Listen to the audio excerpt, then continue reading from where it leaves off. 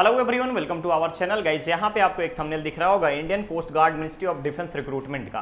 Guys आज हम इसी रिक्रूटमेंट के बारे में आपसे बात करेंगे, लेकिन आगे बढ़ने से पहले मैं आपको बताना चाहूंगा कि अगर आपने अभी तक चैनल को सब्सक्राइब नहीं किया है तो फटाफट चैनल को सब्सक्राइब करें, वीडियो को लाइक शेयर जरूर करें। ओके गाइज, तो चलिए शुरुआत करते हैं ऑफिशियल नोटिफिकेशन के माध्यम से। जानते हैं कि किस तरीके का पोस्ट है ये और क्या क्या यहाँ पर रिक्वायरमेंट रखी गई है। क्लियर रहेगा।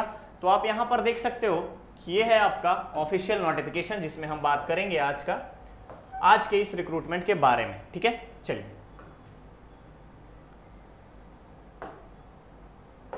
आज के इस रिक्रूटमेंट के बारे में यहां पर आप देख सकते हैं कि क्या क्या उसमें चीजें रखी गई हैं। तो सबसे पहले हम बात करेंगे एलिजिबिलिटी क्राइटेरिया के बारे में। तो ध्यान रखेंगे, पहली चीज इंपॉर्टेंट डेट। तो गाइस यहां पर आपका 8 सितंबर से इसका रिक्रूटमेंट का एप्लीकेशन प्रोसेस स्टार्ट होगा, 22 सितंबर इसका लास्ट डेट रखा गया है। ठीक है, चलिए कौन कौन से पोस्ट हैं। General duty Navik domestic branch, यांत्रिकी through the coast guard enrolment personal test CGET, ध्यान रखिएगा CGEPT 2023 बैच के लिए।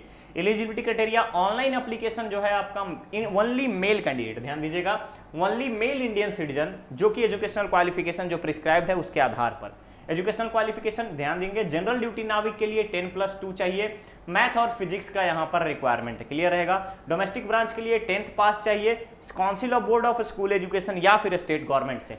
नेक्स्ट है आपका यांत्रिकी के लिए 10th पास चाहिए या फिर साथ ही साथ 10th के साथ साथ अगर आपने diploma electrical mechanical electronics telecommunication में कर रखा है 3 to 4 ईयर्स में AICTE के द्वारा, तो भी आप अप्लाई कर सकते हैं। इसके अलावा अगर आपने 10th 12th कर रखा है और साथ ही साथ डिप्लोमा कर रखा है रेडियो पावर में, इलेक्ट्रिकल मैकेनिकल में, इलेक्ट्रॉनिक्स टेलीकम्युनिकेशन में, तो भी आप यहां अप्लाई कर सकते हैं। चलिए नेक्स्ट आता है इलेक्ट्रिकल इंजीनियरिंग का डिप्लोमा कौन कौन सा ब्रांच है। तो इलेक्ट्रिकल इलेक्ट्रॉनिक्स में power system, electrical electronics engineering, electrical instrumentation, electrical and mechanical, electrical engineering, electrical industrial control, उसके बाद इंस्ट्रूमेंटेशन और electrical power system engineering. Mechanical में अगर देखेंगे तो मैरीन के बाद फिर सिस्टम, उसके बाद मैकेनिकल इंजीनियरिंग प्रोडक्शन के बाद फिर mechanical engineering automobile, refrigeration air conditioning, repair maintenance, production, ship building. Electronics में देखिएगा आप तो advance electronics and instrumentation control, उसके बाद electronics fibre optics, electronics and communication, electronics and electrical and telecommunication. इतने सारे ब्रांच यहाँ पर रखे गए हैं। नेक्स्ट आता है आपका एज का क्राइटेरिया। तो गाइस ध्यान रखिएगा, मिनिमम एज होना चाहिए 18 ईयर्स और मैक्सिमम एज होना चाहिए 22 ईयर्स।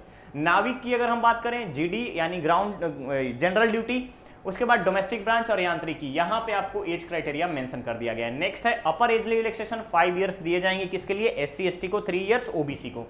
इसके बाद अगर हम बात करें टोटल नंबर ऑफ वैकेंसी की, तो ध्यान से देखिएगा यहाँ पे टोटल नंबर ऑफ वैकेंसी यहाँ पे आपको मेंशन किया गया है।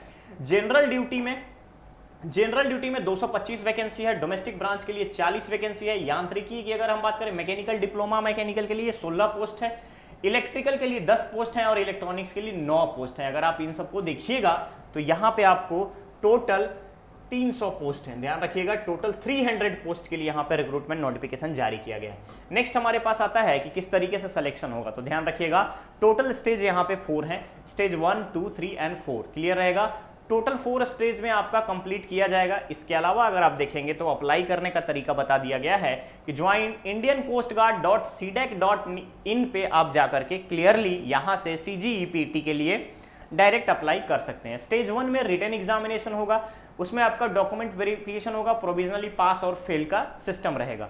नेक्स्ट आएगा बायोमेट्रिक रिकॉर्डिंग का सेकंड स्टेज। तीसरा स्टेज जो है यहाँ पर अगर आप देखेंगे तो रिटन टेस्ट में पासिंग मार्क्स का क्राइटेरिया दिया गया है, 30 मार्क्स रहेगा आपका जनरल AWS OBC के लिए, 20 मार्क्स 7 मार्क्स रहेगा SC ST के लिए। सेम क्राइटेरिया सभी में अप्लीकेबल है।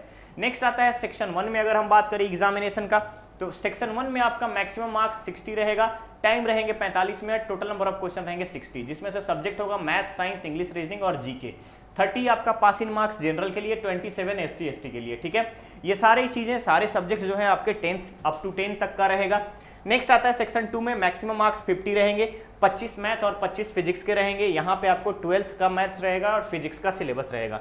सेक्शन 3 की बात करूँ तो मैक्सिमम मार्क्स 50 रहेगा, टाइम आपको 30 मिनट दिए जाएंगे। इलेक्ट्रिकल इंजीनियरिंग का 50।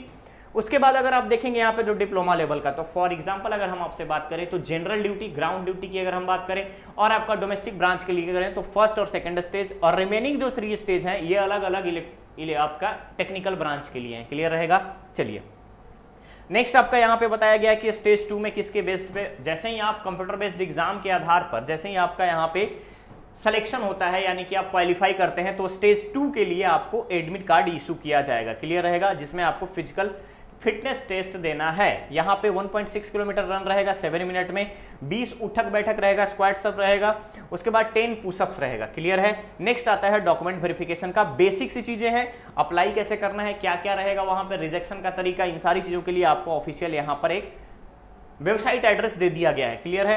नेक्स्ट इनिशियल मेडिकल एग्जामिनेशन में प्रोविजनली पास और फेल का डायरेक्ट आपको यहाँ पे बता दिया जाएगा। स्टेज 3 की अगर हम बात करें तो जैसा ही आपका स्टेज 1 में और स्टेज 2 में परफॉर्मेंस रहेगा उसके लिए आपको प्रोविजनल स्टेज 3 के लिए एडमिट कार्ड इशू करेंगे। उसके बाद डॉक्यूमेंट वेरिफिकेशन होगा, डॉक्यूमेंट वेरिफिकेशन के बाद फाइनल मेडिकल होगा एट कहां पे, INS चिल्का, ध्यान रखिएगा। उसके बाद उस समय आपको सबमिशन करना होगा किसके, ओरिजिनल डॉक्यूमेंट्स के लिए। स्टेज 4 में आपका शॉर्टलिस्ट कर लिया जाएगा और देन आफ्टर आपकी ट्रेनिंग स्टार्ट होगी। अप्लाई करने के लिए ज्वाइन इंडियन कोस्ट गार्ड.cdac.in पे आप अप्लाई कर सकते हैं 8 सितंबर से लेकर 22 सितंबर तक, क्लियर है। चलिए नेक्स्ट आपको डॉक्यूमेंट्स के बारे में बताया गया है, कौन कौन से डॉक्यूमेंट्स आपको अपलोड करना है और कैंडिडेट्स को यहाँ पे देखेंगे category certificate, 10th marksheet, 10th का सर्टिफिकेट, एडिशनल मार्कशीट 10th का, NOC अगर कहीं पे आप काम कर रहे हैं तो नाविक के लिए अलग अलग बताया गया है, यांत्रिकी के लिए अलग अलग बताया है। लिस्ट ऑफ ऑप्शनल डॉक्यूमेंट्स, जो कि अगर आपको मान लीजिए स्पोर्ट्स वाले हैं तो स्पोर्ट्स का डॉक्यूमेंट्स लगाना है, अगर आप सिंगल अगर सिंगल चाइल्ड हैं अपने पेरेंट्स का तो उसके लिए NCC है तो NCC का आप यहाँ पर डॉक्यूमेंट्स को अटैच करेंगे, ठीक है। एग्जामिनेशन फी यहाँ पे आपको 250 रुपए लगेंगे, किसके लिए, जनरल OBC के लिए, ध्यान रखिएगा। SC ST को यहाँ पे एक्सटेम्प्टेड रखा गया। एग्जामिनेशन सिटी जो है यहाँ पे आपको 30 किलोमीटर्स के एरिया में आपका यहाँ पे जो भी आप एड्रेस देंगे उसके 30 किलोमीटर के एरिया में आपको दिया जाएगा। नेक्स्ट आप यहाँ पे ध्यान देंगे, टेंटेटिव डेट दे दिया गया है मिड या end of November 2022, stage 2 end of January 2023, stage 3 मई 2023 का, क्लियर रहेगा। रिजल्ट डिक्लेरेशन बोनाफाइड कैंडिडेट्स के रूप में यहाँ पर आप देखेंगे not to be considered and bonafide candidates, यहाँ पे बताया गया है कि तीसरा जो स्टेज है आपका उसके आधार पे आपका रिजल्ट जारी किया जाएगा। डॉक्यूमेंट्स के बारे में आपको बता दिया कि कौन कौन सा आपका डॉक्यूमेंट्स रिक्वायर्ड होगा स्टेज 1 पे, स्टेज 2 पे। मेडिकल स्टैंडर्ड की बात करूं तो हाइट होना चाहिए 157, चेस्ट एक्सपेंशन के साथ आपका होना चाहिए 5 सेंटीमीटर मिनिमम। उसके बाद वेट आपका एट +-10 का चलेगा। हियरिंग आपका नॉर्मल होना चाहिए। टैटू अगर है तो परमानेंट बॉडी टैटू है तो फिर आप अलाउ नहीं हो यहाँ पे अप्लाई करने के लिए। ट्रेनिंग की बात करूं अगर मैं तो ट्रेनिंग कॉस्ट आपको देना पड़ेगा यहाँ पर। अर्ली अप्रैल में यहाँ पे आपका ट्रेनिंग स्टार्ट हो जाएगा। जनरल इंस्ट्रक्शन आपको मेंशन कर दिया गया है। नेक्स्ट हमारे पास आता है कि अगर हम ज्वाइन करते हैं तो हमारी सैलरी का क्राइटेरिया क्या होगा। तो चलिए सीधा सीधा हम आपके पैसे के ऊपर लेकर के चलते हैं कि कितना आपको पैसा मिलेगा। तो ध्यान रखिएगा, नाविक जनरल ड्यूटी के लिए इनिशियल सैलरी रहेगी 21,700 का। इसके अलावा आपको अदर अलाउंसेस, डियरनेस अलाउंसेस दिए जाएंगे। डोमेस्टिक ब्रांच में भी सेम सैलरी रहेगी, अलाउंस अलग से मिलेगा। यांत्रिकी के लिए 29,200 का पेलेबल रहेगा इनिशियल सैलरी। इसके अलावा आपका अलाउंसेस बढ़ते रहेगा। प्रमोशन और प्रिक्विसाइड्स की बात करूं तो 47,600 तक का आपका पे स्केल बढ़ाया जाएगा, प्रमोशन होगी तो। अदर बेनिफिट्स में अगर आप देखेंगे तो मेंशन कर दिया गया है फ्री राशन, कपड़े। इसके बाद अगर आपका डिपेंडेंट पेरेंट्स के लिए यहाँ पे ग्रुप इंश्योरेंस, फैमिली, अगर कोई स्पाउस है तो उनको इन फ्यूचर अगर आपकी शादी होती है तो उसके लिए ग्रुप इंश्योरेंस। 45 दिन का अर्न लीव रहेगा, 8 दिन का कैजुअल लीव रहेगा। उसके बाद ट्रैवल कंसेशन मिलेगा फैमिली के लिए, आपके डिपेंडेंट के लिए, क्लियर रहेगा। कैंटीन फैसिलिटी रहेगी, कंट्रीब्यूटरी पेंशन स्कीम रहेगा, ग्रेट्युटी ऑन रिटायरमेंट रहेगा, इंश्योरेंस कवर रहेगा। ध्यान दीजिएगा यहाँ पर ऑन कंट्रीब्यूशन ऑफ ₹50 लाख आपको 50 लाख का इंश्योरेंस भी प्रोवाइड किया जाएगा। तो गाइस यहाँ पे आप देखें टोटल अगर हम बात करें तो यहाँ मेंशन किया गया है इनिशियल सारी चीजों के बारे में। अगर और कोई ज्यादा डिटेल चाहिए आपको तो आप यहाँ पे QR कोड को स्कैन करके सारे डिटेल्स ले सकते हैं। तो गाइस ये था आज का इंडियन कोस्ट गार्ड का रिक्रूटमेंट नोटिफिकेशन का अपडेट। बहुत ही जल्द मिलेंगे हम लोग एक नए अपडेट के साथ। बने रहिए हमारे चैनल पर, चैनल को सब्सक्राइब करें, वीडियो को लाइक शेयर जरूर करें। Thank you so much.